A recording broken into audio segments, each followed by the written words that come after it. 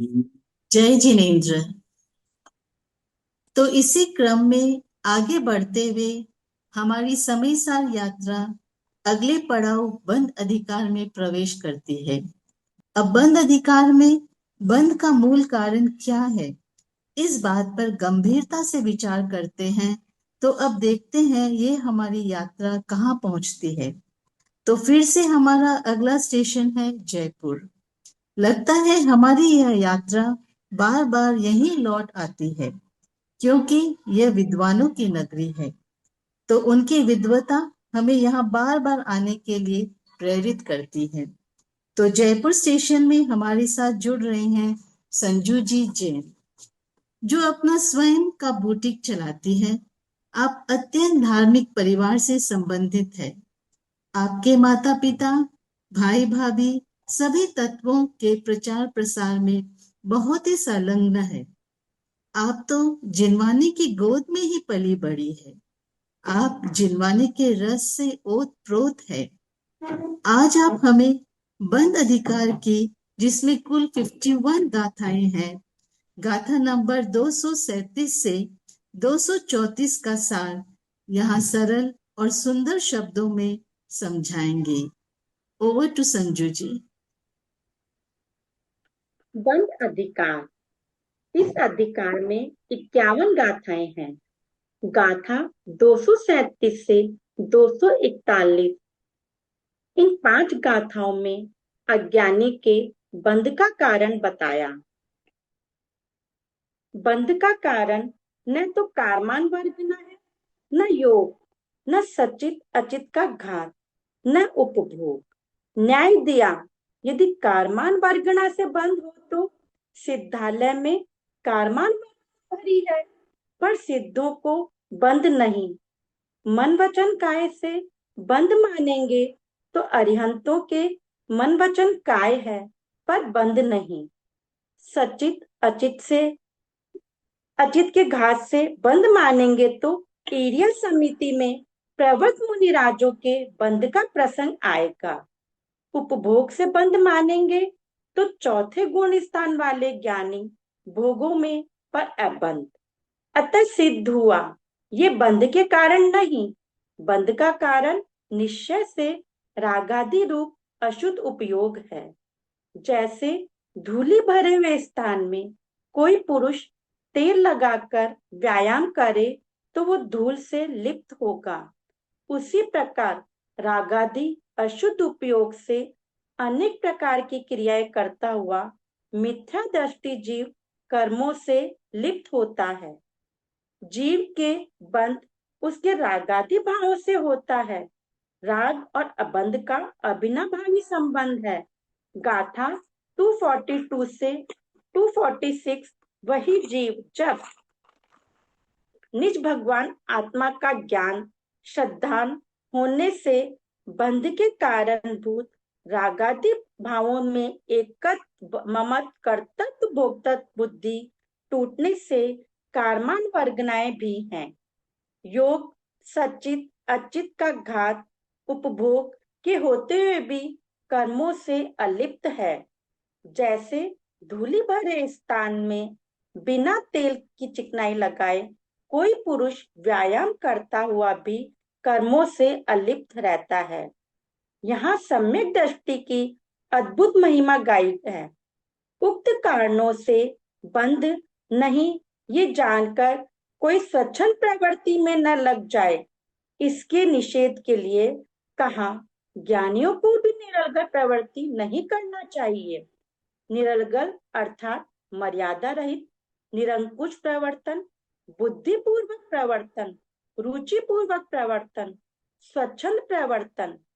ज्ञानी के अभिप्राय में 4 कारणों में उपादेय बुद्धि नहीं होती, इसलिए निस्सह प्रयोजन पाप नहीं करते। ज्ञानी को वांछा रहित कर्म होता है, वो बंध का कारण नहीं। सिद्धांत जो जानता है सो करता नहीं, जो करता है सो जानता नहीं। करना राग है, राग है सो अज्ञान है, और वही बंध का कारण है। गाथा 247 से 259 में कहा, अध्यवसान अज्ञान क्यों है?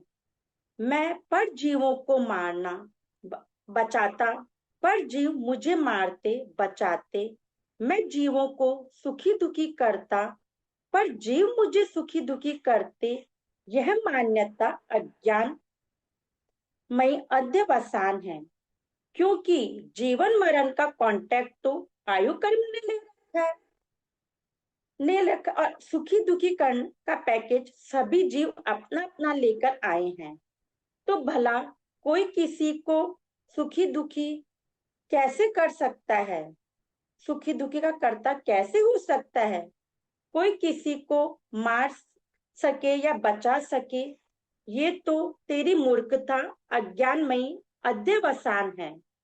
ऐसे जो पर कर्तृत्व के अहंकार से भरा वो मिथ्या दृष्टि है, आत्मघाती है, और जो एक द्रव्य को दूसरे द्रव्य का कर्ता धर्ता हर्ता नहीं मानता, वो ज्ञानी है, सम्यक दृष्टि है।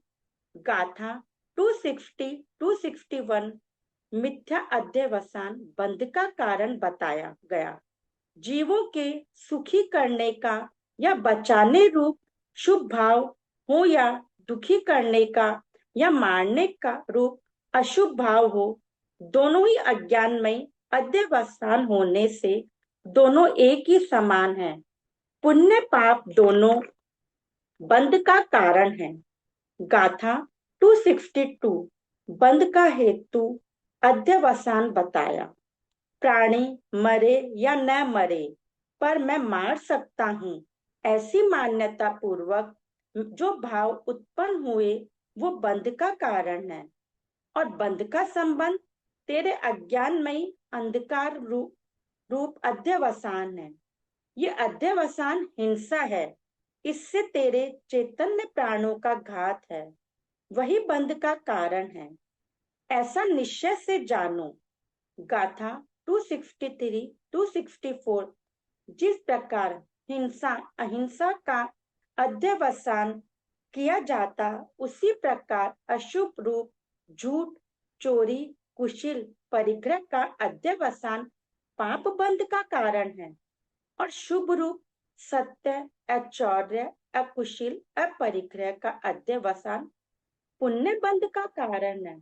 इस प्रकार पाप और पुण्य दोनों एक समान बंध का कारण है, अध्यवसान है। जय जिनेन्द्र। अधिकार है बंध का, कह रहे ज्ञानी को बंध नहीं। बात करें बंध की और अबंध आत्मा दिखे, ये है भूतार्थ नहीं। संजू जी, आपने बंध का एक कारण रागादि रूप अशुद्ध उपयोग बताकर कार्माणवर्गणा, योग, सचित अचित का घात और उपभोग, जिसे हम बंध का कारण मानते, इन सब बातों का आपने एक ही तर्क से खंडन कर दिया। रागादि रूप अशुद्ध उपयोग अर्थात मिथ्यात्व सहित उपयोग, और ज्ञानी स्वपर का भेद जानने वाला होने से उसका पर में एकत्व ममत्व टूट गया और रागादि भाव में कर्तृत्व का अहंकार छूट गया। वो शुद्ध उपयोग रूप वर्णन गया। अब वो जानने वाला रहता है, पर का कर्ता नहीं बनता। रागादि अज्ञान है, अध्यवसान है। क्यों है ये बात पहले सिद्ध करके आए। अध्यवसान अर्थात अज्ञानमय मान्यताओं से कैसी कैसी मारने बचाने सुख दुख रूप प्रवृत्ति होती है, वो आपने बहुत ही सरल शब्दों में बताया। आचार्य देव ने हम पर करुणा बरसाई। हे जीव, इससे तेरे चैतन्य प्राणों का घात होता है, बंद होता है। कब तक इन अज्ञानमय परिणामों से प्रवर्तेगा? तेरा अमूल्य मनुष्य भव चला जाएगा। अब तो जाग। ओवर टू पूजा जी। कर्ता कर्म संबंधी चर्चा सिर्फ कर्ता कर्म अधिकार में ही नहीं आई है, यहाँ मोक्ष बंध अधिकार में और आगे सर्व विशुद्ध ज्ञान अधिकार में भी कर्ता कर्म संबंधी ही चर्चा आने वाली है। देखिए, अन्य अनुयोगों में जब बात करते हैं तो कहते हैं कारमान वर्गना से, हिंसा से, योग आदि से बंधन होता है। किंतु ये कुंद कुंद आचार्य देव हैं, इन्होंने कहा अशुद्धोपयोग से बंध होता है। अशुद्धोपयोग मतलब शुभ और अशुभ दोनों भाव, इन्हें अशुद्धोपयोग कहते हैं। इन दोनों भावों से, इन दोनों भावों के साथ में आगे अध्यवसान की चर्चा की कि अभिप्राय से बंध होता है। इन गाथाओं में अशुद्धोपयोग शब्द डाला है। आगे देखिए, इन गाथाओं में जब इनकी टीका आप पढ़ेंगे तो अमृत चंद्र आचार्य देव ने लिखा है 5 इंद्रियों के उपयोग से बंध नहीं होता, और जब बनारसी दास जी आदि ने लिखा तो उन्होंने लिखा 5 इंद्रियों के उपभोग से भी बंध नहीं होता। दोनों में डिफरेंस समझ में आया संजू दीदी? 5 इंद्रियों के उपयोग से और 5 इंद्रिय के उपभोग से, दोनों ही बातें सही है, क्योंकि चौथे गुणस्थान वाले की बात करेंगे तो 5 इंद्रियों के उपभोग से भी उसे बंध नहीं होता है। तो आप पढ़ेंगे तो कभी आपको कंफ्यूजन हो, इसलिए ये क्लियर बात कही। आगे जन्म मरण संबंधी गाथाएं आई, तो जन्म और मरण ही खाली लेना कि मैं किसी को बचाने का और मारने का करता नहीं हूं। जन्म और मरण के बीच में जितनी भी चीजें होती हैं उन सबका कर्ता मैं नहीं हूं। बच्चों को बड़ा करने का कर्ता, भोजन बनाने का कर्ता, जीवन और मरण के बीच की सब चीजों का कर्ता मैं नहीं हूं। और वास्तव में ये जीवन मरण सुख दुख वाली गाथाएं उदाहरण के रूप में आई हैं। उदाहरण के रूप में मतलब बताना ये चाहते हैं कि एक द्रव्य दूसरे द्रव्य का कर्ता नहीं है। और यहाँ पर इस तरह से कहकर उपचरित असद्भूत व्यवहार न्याय का तो निषेध किया कि एक द्रव्य दूसरे द्रव्य का कर्ता नहीं है। तो फिर कर्ता कौन है? कि कर्म उसके जीवन मरण का कर्ता है। तो असद्भूत व्यवहार न्याय, उपचरित असद्भूत व्यवहार न्याय का निषेध किया और अनुपचरित असद्भूत व्यवहार न्याय की स्थापना की। द्रव्य कर्म का कर्ता, द्रव्य कर्म जीव को जीवन मरण कराते हैं, ये बात यहाँ पर है। अगर ध्यान दिया हो इन गाथाओं में, जैसे अनुयोगों में हम पढ़ते हैं लक्ष्मण ने रावण को मारा, तो ये प्रथमानुयोग का कथन है। और कर्णानुयोग क्या कहेगा? रावण अपनी आयु कर्म से मरा।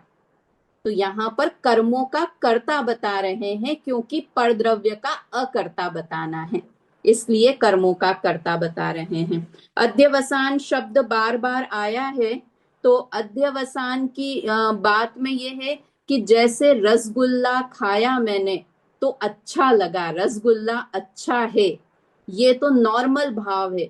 किंतु जब भी मैं रसगुल्ला खाऊंगा तब मुझे मजा आएगा, रसगुल्ले में सुख आता है, रसगुल्ला खाने से सुख आता है, ये अध्यवसान है ना। मैं जीवों को बचाता हूं, ये तो नॉर्मल भाव हुआ। और मैं जीव को बचा सकता हूं, ये अध्यवसान का भाव हुआ कि आज ही नहीं, मैं अनंत काल तक जीवों को बचा सकता हूं। इसी कारण तो इसके कारण अनंतानुबंधी बंध होता है। बचा सकता हूं, विषय कषाय में सुख होता है मतलब हमेशा होता है, तो ये अनंतानुबंधी के बंध का कारण है। इस तरह की चर्चा यहाँ हुई, अध्यवसान संबंधी और जीवन मरण संबंधी चर्चा हुई। बहुत अच्छा बोला संजू जी ने, बहुत बहुत धन्यवाद।